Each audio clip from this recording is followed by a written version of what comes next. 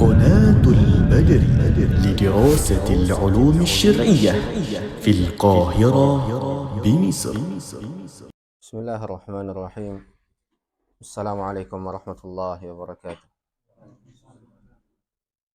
إن الحمد لله نحمده ونستعينه ونستغفره ونعوذ بالله من شرور أنفسنا ومن سيئات أعمالنا. من يهده الله فلا مضل له ومن يضلل فلا هادي له. أشهد أن لا إله إلا الله وحده لا شريك له وأشهد أن محمدا عبده ورسوله صلى الله عليه وسلم. أما بعد، فإن أصدق الحديث كلام الله وخير الهدي هدي محمد صلى الله عليه وسلم وشر الأمور محدثاتها فإن كل محدثة بدعة وكل بدعة ضلالة وكل ضلالة في النار. أعاذنا الله وإياكم من النار وما يقرب إليها من قول أو عمل أو اعتقاد. Ikhwani rahimani wa rahimakumullah, kembali kita panjatkan puji syukur kehadirat Allah Subhanahu wa taala, yang dimana Allah Subhanahu wa taala masih senantiasa memberikan kita karunia-Nya, masih senantiasa memberikan kita takdir-takdir yang baik untuk kita senantiasa bermajlis dengan para penuntut ilmu, untuk kita senantiasa mengambil ilmu dari ucapan-ucapan dan nukilan-nukilan dari salafuna as-salih ridwanullahi tabaraka wa ta'ala alaihim. Dan insyaallah tabaraka wa ta'ala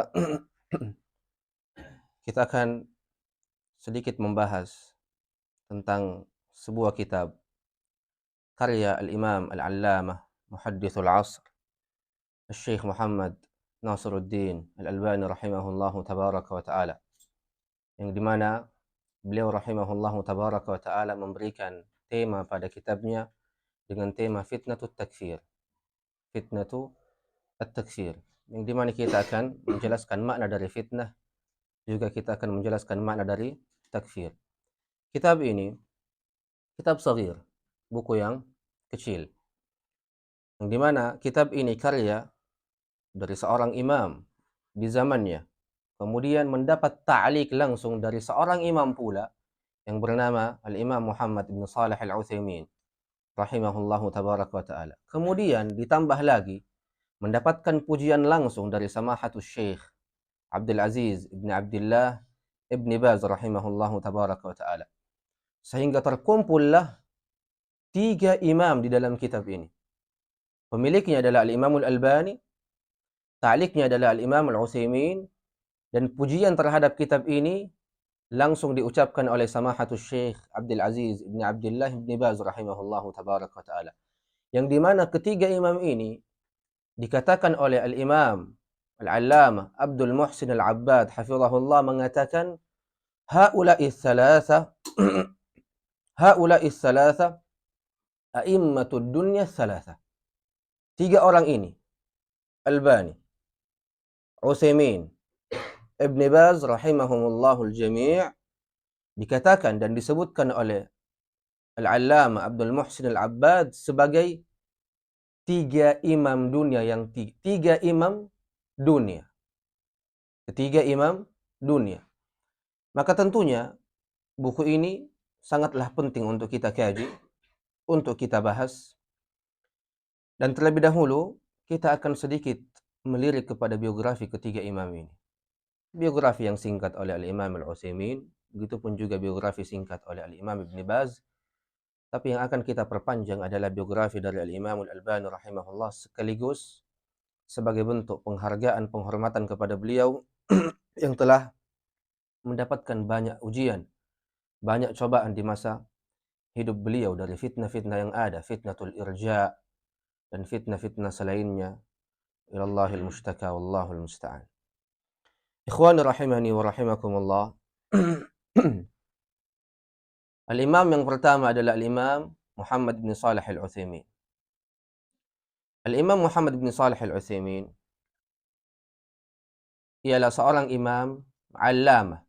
Nama beliau adalah Muhammad, nama bapa beliau adalah Saleh, nama kakek beliau adalah Muhammad, dikenal dengan Al-Utsaimin, dikenal dengan Al-Utsaimin An-Najdi. Beliau lahir di Najd, sebuah kampung di Saudi Arabia. Beliau lahir di bulan Ramadan. Beliau lahir di bulan Ramadan di tahun 1347 Hijriyah. 1347 Hijriyah. Dan beliau rahimahullah wafat di tahun 1421 Hijriyah. Kemudian Al-Imam Ibn Baz rahimahullahu tabaraka wa ta'ala. Al-Imam Ibn Baz adalah seorang imam dan seorang mufti yang disepakati. Seorang mufti yang disepakati. Beliau bernama Abdul Aziz. Ayah beliau adalah Abdullah. Dan kakek beliau adalah Baz. Dan beliau masyhur, dikenal dengan Ibn Baz. Beliau juga lahir di kota Najd, di Saudi Arabia. Ia lahir di sana, besar di sana, dan wafat di sana. Beliau rahimahullahu tabaraka wa ta'ala lahir di tahun 1330 Hijriyah. 2 tahun atau 3 tahun sebelum Al-Imam Al-Albani. Jadi Syekh Ibn Baz lahir 2 tahun atau 3 tahun dari Al-Imam Al-Albani. Karena Al-Imam Al-Albani lahir di tahun 1332 dan ada yang mengatakan 1333. Adapun Ibn Baz 1330. Jadi Al-Imam Ibn Baz lahir duluan 2 tahun sebelum Al-Imam Al-Albani rahimahullahu tabaraka wa ta'ala. Adapun tahun wafat Al-Imam Ibn Baz ialah di tahun 1420 Hijriyah. Di tahun yang sama dengan Al-Imam Al-Albani rahimahullah wafat. Jadi Al-Imam Ibn Baz lahir sebelum Al-Imam Al-Albani 2 tahun sebelumnya atau 3 tahun sebelumnya. Tapi tahun wafat mereka itu sama. Di tahun 1420 Hijriyah. Atau yang biasa kita kenal dengan tahun Masehi 1999 Masehi. Di tahun yang sama mereka berdua wafat rahimahullahu tabaraka wa ta'ala. Adapun Al-Imam Al-Albani rahimahullahu tabaraka wa ta'ala, beliau bernama Abu Abdurrahman. Ini kunyah beliau. Abu Abdurrahman. Beliau bernama Muhammad Nasiruddin. Ayah beliau adalah Nuh Najati. Jadi Al-Imam Al-Albani bernama Abu Abdurrahman Muhammad Nasiruddin ibnu Nuh Najati. Dan kakek beliau bernama Adam, ibnu Adam. Ini nama lengkap beliau. Abu Abdurrahman Muhammad Nasiruddin ibnu Nuh Najati ibnu Adam. Jadi nama beliau adalah Abu Abdurrahman, kunyahnya Muhammad Nasiruddin ibnu Nuh Najati ibnu Adam. Al-Albani, thumma Dimashqi, thumma Al-Urduni. Jadi 3. Al-Albani, thumma Dimashqi, thumma Al-Urduni. Beliau lahir di kota Shkodër, ibu kota Albania pada saat itu. Shkodër ini nama atau sebutan bahasa Indonesianya. Adapun sebutan bahasa Arabnya maka dikatakan Ushqudarlah. Ushqu bil qaf darlah. Asimat Albania. Ibu kota Albania di masa itu. Beliau lahir di tahun 1914 Masehi. 1914 Masehi. Kurang lebih 31 tahun. 31 tahun sebelum Indonesia merdeka, sah? 1945. Beliau lahir 1914 Masehi. Beliau lahir di keluarga yang jauh dari kekayaan. Beliau lahir di sebuah keluarga yang jauh dari kekayaan. Tapi beliau lahir di keluarga yang agamis. memang notabene keluarganya adalah agama. Keluarganya identik dengan agama, walaupun jauh dari kekayaan. Karena ayahnya, yang bernama Nuh Najati, itu lulus dari Ma'had Syar'iyah di ibu kota Utsmaniyah di zaman itu. Yang dimana kita kenal sekarang dengan istilah Istanbul. Ayahnya keluar dari pondok-pondok dari sana. Setelah ayah beliau lulus, ia pun kembali ke negaranya, yakni Albania, untuk menyebarkan agama, untuk berkhidmat akan agama ini, untuk mengajarkan manusia dari apa-apa yang beliau telah pelajari dari pondok-pondok yang ia duduk di dalamnya. Sampai ayah beliau menjadi marja', menjadi tempat kembali buat orang-orang untuk bertanya tentang agamanya. Maka ketika ada fitnah yang dilontarkan oleh sebagian manusia dengan mengatakan bahwasanya Al-Imamul Albani ini nggak punya guru, maka ini salah besar. Guru pertama beliau adalah ayahnya, di mana ayahnya adalah seorang alim besar di zamannya. Bahkan manusia kembali kepadanya untuk bertanya tentang masalah-masalah agama.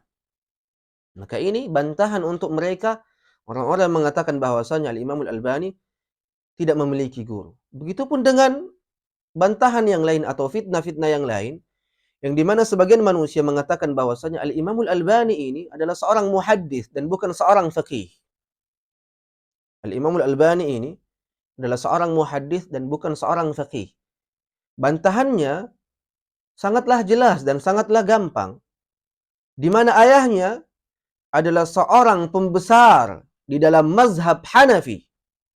Salah satu mazhab di antara mazhab-mazhab fiqhiyah yang dimana ayahnya langsung mengajarkan kepada Al-Imam Al-Albani tentang mazhab ini. Bahkan ayahnya dikenal dengan orang yang paling fanatik terhadap mazhab Al-Imam Abu Hanifah rahimahullahu tabaraka wa ta'ala. Bahkan dari bentuk keras fanatik ayah beliau tentang mazhab ini, ayah beliau sangat melarang keras kepada anaknya, ialah Syekh Muhammad Nasiruddin Al-Albani, untuk belajar ilmu hadis. Bahkan di zamannya, orang-orang yang belajar ilmu hadis itu dikatakan sebagai siyanatul mafalis. Pekerjaan orang-orang yang muflis. Pekerjaan orang-orang yang rugi. Pekerjaan orang-orang yang tidak memiliki dana atau harta sedikit pun. Inilah istilah-istilah yang digunakan dan dilontarkan kepada orang-orang yang sibuk dengan ilmu hadis. Imam Al-Albani rahimahullah mengambil mazhabnya, mazhab fikihnya langsung dari ayahnya. Makanya Imam Al-Albani itu dahulu bermazhab Hanafi, bermazhab dengan mazhab Al-Imam Abu Hanifah rahimahullahu tabaraka wa ta'ala. Keluarga beliau tentunya adalah keluarga yang tidak terlalu kaya, tapi beliau hidup di dalam keluarga yang agamis, di mana ketika seorang pemimpin yang bernama Ahmad Zugu,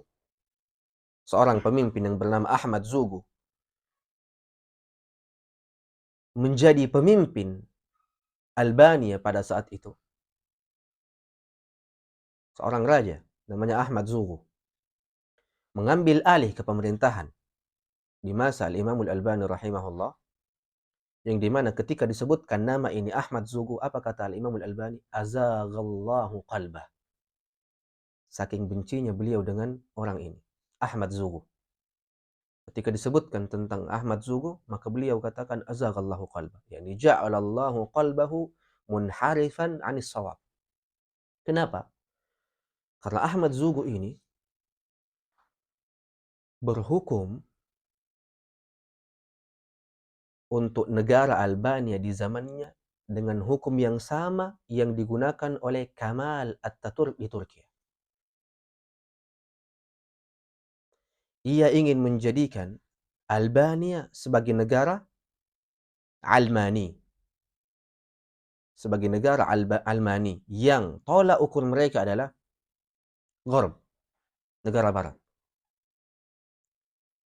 Orang ini Ahmad Zugu berjalan di atas jalan Kemal Atatürk Di mana Kamal Ataturk adalah seorang pemimpin yang mengubah syariat Islam di Turki menjadi syariat Almania. Ilallahil mustaka wallahul musta'an. Di mana Ahmad Zugum melakukan hal yang sama dengan apa yang dilakukan oleh Kamal Ataturk. Mewajibkan bagi setiap wanita Albania yang muslimah untuk melepaskan hijabnya. Kemudian, mewajibkan bagi setiap pemuda Albania untuk memakai pakaian yang sempit. Semisal, celana panjang yang ketat dan baju-baju kaos yang biasa. Ini adat di antara adat-adat orang-orang barat di zaman itu. Maka ketika hal itu terjadi, timbullah keinginan untuk hijrah dari orang-orang yang menginginkan agamanya. Timbullah keinginan untuk hijrah dari orang-orang yang menginginkan agamanya. Dan takut akan su'al khatimah, akhir yang buruk. Maka ayah beliau, ayah Al-Imam Al-Albani rahimahullah, Nuh Najati, memiliki firasat bahwasanya keadaan yang terjadi pada saat ini akan menjadi lebih buruk ke depannya. Maka ayah beliau pun mengambil keputusan untuk hijrah ke negara Syam. Hijrah ke negara Syam. Lari dari keadaan yang buruk itu untuk menjaga agamanya, kemudian akan ketakutan yang ada pada diri ayah beliau, rahimahullah, akan fitnah yang mungkin bisa saja terjadi kepada anak-anaknya. Maka ayahnya pun memilih Biladus Syam, atau secara khusus kota Dimashq, kota Damaskus, untuk ia hijrah kepadanya. Kenapa dipilih kota Damaskus secara khusus? Karena ayah beliau pernah dan mengenal kota itu semasa ia pergi untuk berhaji dan semasa ia pulang pada negaranya Albania. Maka jejak beliau menuju Baitullah Al-Haram, kemudian kembali ke negaranya, itu melalui kota Damaskus. Sehingga kota ini dikenal oleh beliau, sehingga dipilihlah kota itu. Ini alasan yang pertama. Alasan yang kedua,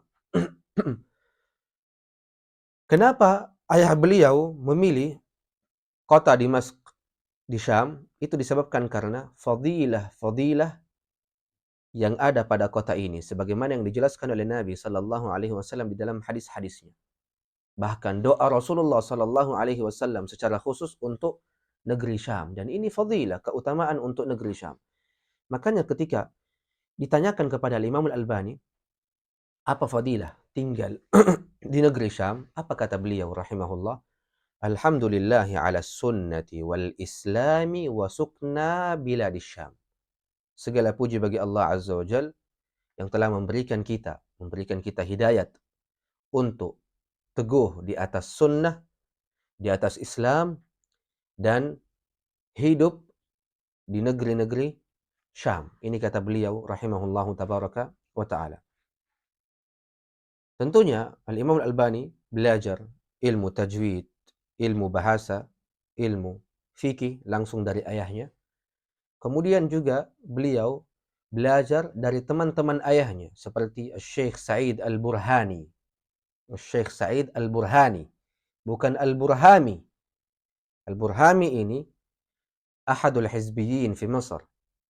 Salah seorang di antara syekh hizbi di Mesir yang tinggal di Iskandaria. Namanya Yasir Al-Burhami. Bukan ini syekh dari Syekh Albani. Tapi Syekh Al-Imam Al-Albani adalah Syekh Sa'id Al-Burhani bin Nun. Bin Nun. Beliau mengambil darinya ilmu balaghah dan ilmu-ilmu yang lain. Maka ketika ayahnya itu begitu keras kepada Al-Imam Al-Albani untuk fanatik terhadap mazhab Hanafi, bahkan orang-orang yang disebutkan dengan ilmu hadis dikatakan sebagai siyanatul mafalis, Al-Imam Al-Albani pun mengambil keputusan untuk mengarahkan kepalanya, mengarahkan dirinya untuk belajar ilmu hadis. Kenapa? Itu disebabkan karena beliau terkena dampak dari Majallatul Manar. Itu disebabkan karena beliau terkena dampak, atau kita istilahkan terhipnotis dengan Majallatul Manar, sebuah majallah yang dikeluarkan oleh Syekh Muhammad Rashid Ridha, wa huwa Masri, dan dia seorang yang berasal dari Mesir, senantiasa mengeluarkan majallah-majallah, yang dimana majallah ini pun juga berisi dengan ilmu-ilmu hadis yang ditulis oleh Syekh Muhammad Rashid Ridha. Beliau terhipnotis dengan apa yang tertulis di situ, sehingga beliau mengambil keputusan untuk mengarahkan dirinya kepada ilmu hadis. Dan amalan yang pertama, pekerjaan yang pertama yang dilakukan oleh Al-Imam Al-Albani rahimahullah adalah naskh, memindahkan kitab Al-Mughni an Hamlil Asfar fi takhrij ma fil Ihya'i min al-akhbar lil Imam Al-Iraqi. Beliau tulis ulang, dinasakh, kemudian beliau berikan ta'liq kepadanya. Buku ini, ikhwan rahimahullah, dinasakh oleh beliau karena Al-Imam Al-Albani tidak memiliki bukunya. Dan Al-Imam Al-Albani bukan orang yang kaya yang mampu untuk membeli kitab tersebut. Karena kitab ini begitu penting, yang dikarang langsung oleh Al-Imam Al-Iraqi, maka beliau nasakh. Setelah beliau nasakh, memindahkannya, menulis ulang, beliau berikan ta'liq. Kemudian beliau menulis faidah-faidah yang sangat banyak tentang buku ini. Setiap beliau baca, beliau ta'liq.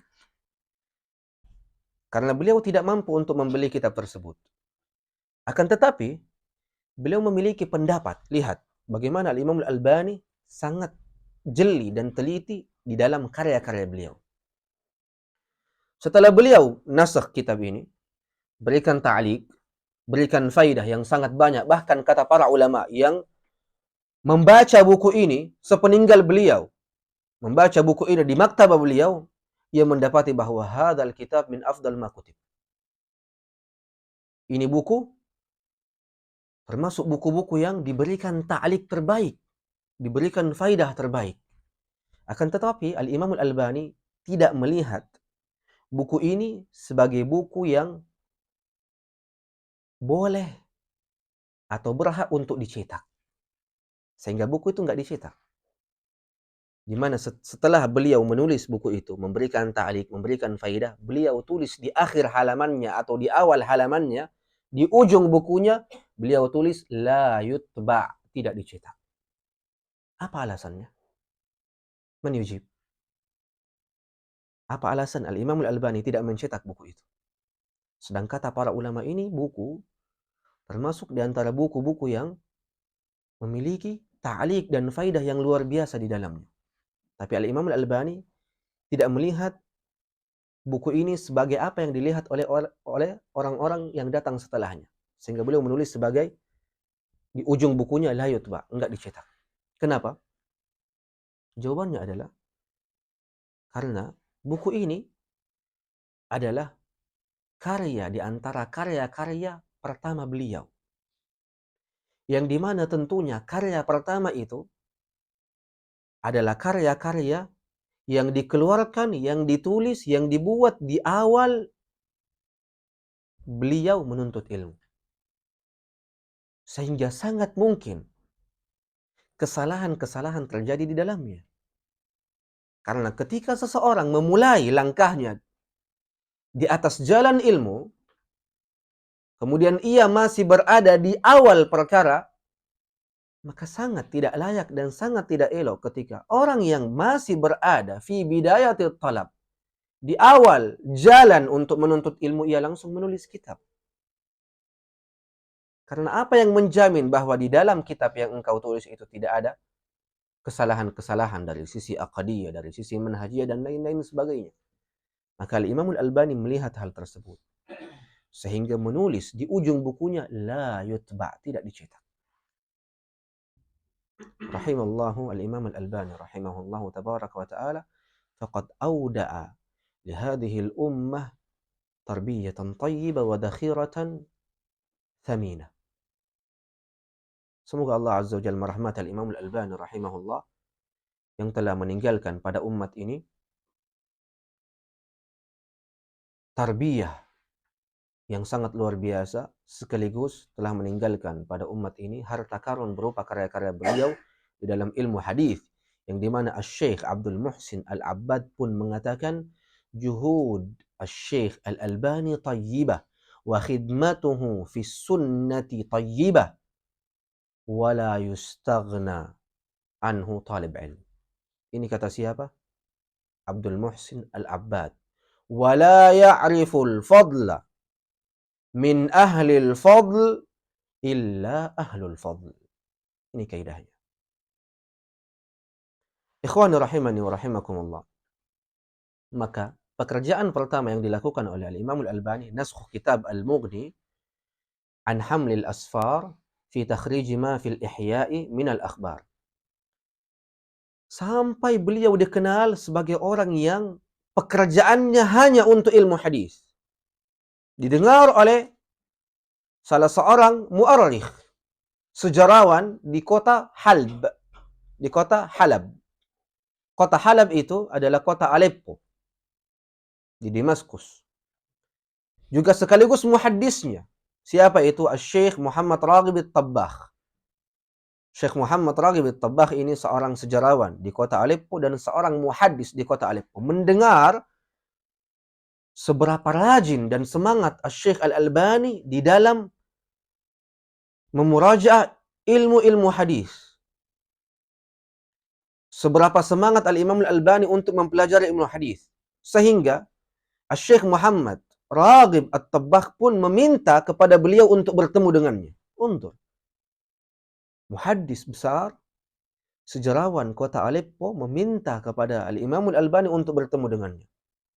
Setelah bertemu, Syekh Muhammad Raghib At-Tabbakh pun mendapatkan bukti bahwa benar kata-kata orang akan orang ini, yakni Al-Imam Al-Albani, tentang semangatnya, tentang iqbalnya ala talab al-ilm, tentang luar biasanya semangat dan keilmuan beliau, kepintaran beliau tentang ilmu-ilmu syar'i, sehingga diberikanlah hadiah berupa ijazah kepada Al-Imam Al-Albani rahimahullah. Dan ini juga sekaligus bantahan bagi orang-orang yang mengatakan bahwasanya Al-Imam Al-Albani tidak memiliki ijazah sedikit. Bahkan Al-Maktabah Az-Zahiriyah, maktabah terbesar di kota tersebut, memberikan kamar khusus untuk Al-Imam Al-Albani untuk menulis bahas-bahasnya. Itu disebabkan karena semangat beliau akan menuntut ilmu. Bahkan bukan hanya itu, bukan hanya diberikan kamar khusus untuk beliau fokus di dalam menulis bahas-bahasnya, tapi diberikan kunci Maktabah Al-Zahiriyah secara langsung kepada Al-Imam Al-Albani agar beliau bisa masuk di waktu kapanpun yang beliau inginkan. Undur bagaimana Allah Azza wa Jalla memberikan keutamaan kepada orang ini. Seseorang yang lahir dari keluarga yang tidak terlalu kaya, akan tetapi Allah Azza wa Jalla memberikan fadilahnya, keutamaannya kepada orang yang Allah Azza wa Jalla kehendaki. Maka ikhwani, al-ikhlasu summa al-ikhlasu summa al-ikhlas. Al-ikhlasu fi talab al-ilm min ahammil muhimmat. Ikhlas kita di dalam menuntut ilmu. Wallahi laula al-ikhlas la thaqula kullu syai'.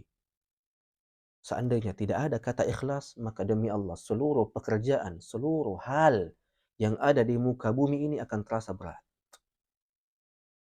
Seperti halnya dengan Al-Imam Ibnul Qayyim mengatakan bahwasanya siapa yang tidak mau lelah di dalam menuntut ilmu, fala yatlub. Siapa yang tidak mau lelah di dalam menuntut ilmu, maka jangan ia menuntutnya. Karena jalan ini adalah jalan orang-orang yang memiliki jiwa yang besar. Orang-orang yang berjalan di atas jalan ilmu, ya ikhwani, adalah orang-orang yang besar. Orang-orang yang memiliki jiwa yang besar. Akan tetapi, prinsip ini diubah oleh sebagian orang. Sehingga prinsip ini menjadi terbalik. Orang-orang yang besar adalah orang-orang yang memiliki harta yang banyak. Orang-orang yang besar adalah orang-orang yang memiliki bisnis yang besar. Yang biasa kita kenal dengan businessman. Ini terbalik ya ikhwan. Orang-orang yang besar, orang-orang yang memiliki jiwa yang besar, adalah orang-orang yang berjalan di atas jalan ini, kemudian ia istiqamah di atasnya. Wa afdalul ulum, sebaik-baik ilmu adalah Al-Quran. Adalah Al-Quran. Dan demi Allah, saya, bahkan seluruh kita ini, dan kebanyakan para penuntut ilmu lalai darinya. Kam min safhatin qara'naha fi yawmin wa laylah. Ada berapa banyak halaman dari halaman-halaman Al-Quran yang kita baca sehari semalam. Dari tolak ukur inilah kita menilai semangat diri kita akan ilmu. Ada berapa banyak? Wa ilallahi mustaka wallahul musta'an. Fal-Quran, thumma Al-Quran, thumma Al-Quran ya ikhwan. Al-Quranu ma'al ikhlas yufiduk, yubariku lakallahu fik, yubariku lakallahu fi amalik, wa hayatik, wa umurika kulliha. Wa hada waqi'. Terjadi ya ikhwan, wa laysal kalamu fahasb. Bukan hanya ucapan belaka. Wa innama huwa waqi'un fi hayati man 'arafa qadra al-Qur'ani wa 'ulumihi.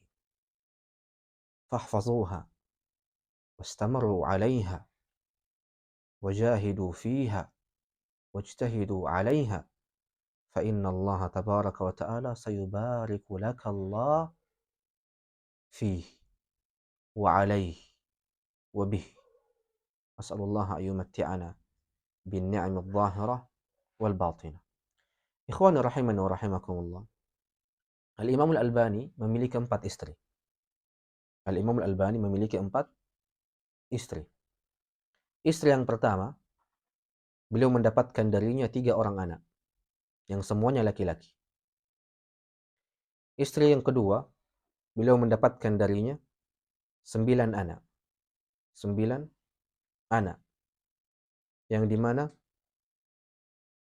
4 orang diantaranya laki-laki, dan 5 diantaranya adalah perempuan. Adapun istri yang ketiga, beliau mendapatkan darinya 1 orang anak perempuan saja. Dan istri yang keempat, beliau tidak mendapatkan anak darinya. Sehingga jumlah zuriyah beliau, anak beliau itu sebanyak 13 orang. 13 anak. 6 perempuan, 7 laki-laki. 7 laki-laki. Ini diantara anak-anak beliau rahimahullahu tabaraka wa ta'ala. Kesabaran beliau di atas dakwah beliau sangatlah luar biasa. Imam Al-Albani rahimahullah pernah masuk penjara 2 kali. Pernah masuk penjara 2 kali. Beliau masuk penjara di tahun 1967 Masehi. Ini yang pertama. Beliau masuk penjara di tahun 1967 Masehi, di penjara yang sama yang dimana Syekhul Islam Ibnu Taimiyah rahimahullah dipenjarakan. Di penjara yang sama. Ini yang pertama. Yang kedua, beliau dimasukkan kembali ketika perang berkecamuk di masa beliau. Dia dimasukkan kembali ke penjara yang berbeda dari penjara yang pertama. Yang dimana di penjara yang kedua ini, beliau menghabiskan waktunya 8 bulan di dalam penjara. Al-Imam Al-Albani, seorang imam, seorang muhaddis, di penjara selama 8 bulan. Yang dimana selama 8 bulan itu, beliau menyelesaikan bacaan beliau di dalam kitab Mukhtasar Sahih Muslim. Mukhtasar Sahih Muslim lil Imam Al-Mundhiri rahimahullahu tabaraka wa ta'ala. Bahkan Al-Imam Al-Albani menamai karya beliau terhadap Mukhtasar Minhajul Muslim, Mukhtasar Sahih Muslim dengan nama Kitabi Al-Habib. Karyaku yang paling aku cintai. Akan tetapi karya ini hilang. Karya ini hilang dan tidak sampai kepada kita. Ikhwan rahimani wa rahimakumullah. Dari biografi ini, kenapa sih kita menjelaskan biografi-biografi seperti ini? Dari biografi seperti ini, ikhwan, akan melahirkan pada diri kita himmah fi talabil ilm, himmah fil amali bil ilm, himmah fi da'wati ilal ilmi wal ilm, himmah dalam bersabar di atas jalan ini. Lihatlah bagaimana Al-Imam Al-Albani dicela. Lihatlah bagaimana Al-Imam Al-Albani lahir dari keluarga yang tidak berkecukupan. Tapi Allah Azza wa Jalla membukakan baginya keberkahan dunia dan akhirat. Sehingga bukanlah tolak ukur seseorang dapat sukses di atas jalan ini ketika ia lahir dari keluarga yang kaya raya. Hada laisat ibratuh. Bukan ini tolak ukurnya. Tolak ukurnya adalah seberapa semangat seseorang di dalam menuntut ilmu, seberapa semangat seseorang berjalan di atas jalan ilmu ini, seberapa bersabar ia di atas cobaan-cobaan yang akan ia temui ketika ia menuntut ilmu. Dan siapa yang tidak mendapatkan cobaan atau ujian ketika ia menuntut ilmu, maka hendaknya ia introspeksi dirinya. Ada yang salah dengan cara kita menuntut ilmu. Ketika tidak ada cobaan yang engkau dapatkan, ketika engkau menuntut ilmu, tidak ada sama sekali cobaan. Tidak dari keluarga, tidak dari orang-orang terdekat, tidak dari teman-teman, tidak dari orang-orang yang tinggal bersama kita di dalam satu rumah. Maka yakini ada yang salah dengan cara antum menuntut ilmu. Ada yang salah, ya ikhwan. Fahasibu anfusakum qabla an tuhasabu. Introspeksi diri kita. Apakah sungguh telah benar cara kita di dalam menuntut ilmu? Apakah sungguh telah benar cara kita mengambil ilmu dari ahlinya? Itu sudah benar. Sehingga ilmu itu ma waqara fil qalb. Ilmu itu apa-apa yang tetap di dalam hati kemudian mengeluarkan bekas-bekas akan ilmu itu. Jadi ilmu itu, ya ikhwan, ma waqara fil qalb wa akhraja fil jawarih. Apa-apa yang tetap di dalam hati kemudian ada bekasnya, ada tandanya pada tubuh-tubuh kita. Jikalau seseorang menuntut ilmu, hari demi hari ia menuntut ilmu, tapi tidak nampak dari tubuhnya, tidak nampak dari perilakunya, bahwa ia seorang penuntut ilmu, fahasibu anfusakum. Introspeksi kembali diri kita. Bukanlah ilmu itu ma'lumah, ya ikhwan. Al-Imamu Ahmad qal al-ilmu khasyatullah. Ilmu itu ketakutan kita kepada Allah Azza wa Jalla. Wallahi ya ikhwan, dari lingkungan yang kita dapatkan, dari lingkungan yang keras yang menimpa kita, membuat hati kita ini seperti apa? Jamid. Membuat hati kita ini keras. Sehingga ketika diucapkan qala Allah wa qala Rasul, ma athar fi qulubina. Ketika diucapkan firman Allah, sabda Nabi sallallahu alaihi wasallam, ini tidak berdampak pada hati kita. Tidak membekas sama sekali. Dan yang lebih parah yang terjadi di zaman ini, ketika ada seseorang yang mengatakan haddatsani qalbi an rabbi wa ta'athara qulubuna. Musibah yang paling besar di zaman ini, ketika orang-orang atau sebagian orang mengatakan bahwasanya sungguh hatiku telah mengatakan kepadaku dari Tuhanku. Haddatsani qalbi an rabbi. Kemudian kita mendengar ucapan-ucapan seperti ini. Lantas hati kita ini merasa berdampak dengannya. Terdampak darinya. Sebagian orang yang mengatakan Syekhul Uryan.